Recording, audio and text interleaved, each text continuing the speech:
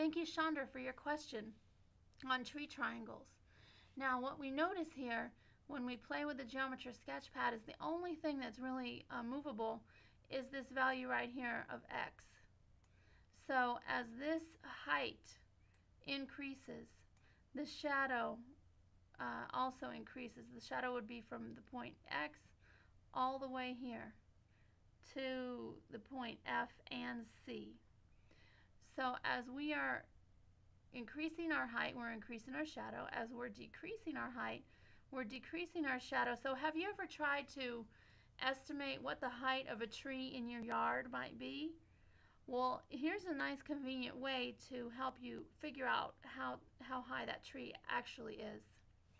So if we're looking at meters and we stand somewhere near the tree, and then we look at how far we are from the tree and how long our shadow is, and then we know our own height, we can figure out the height of the tree just by knowing this length over here.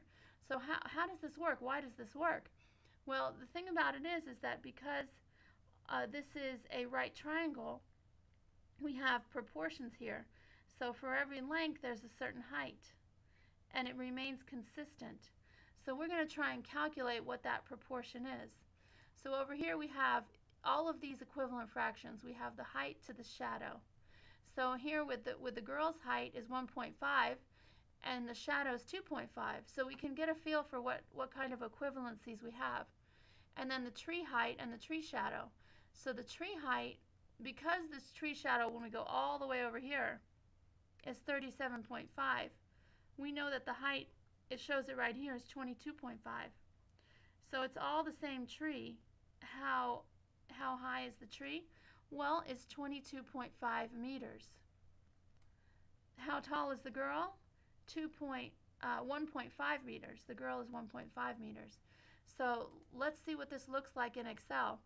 We have the heights here and the shadows here, and these are all equivalent fractions if the row A is the numerator and the row B is the denominator. So notice in the formula bar, I took B1 divided by B2 and I got 0.6. Over here, I took C1 divided by C2 and I got the same thing.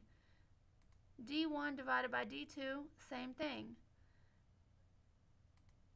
And over here, we have E1 divided by E2, same thing.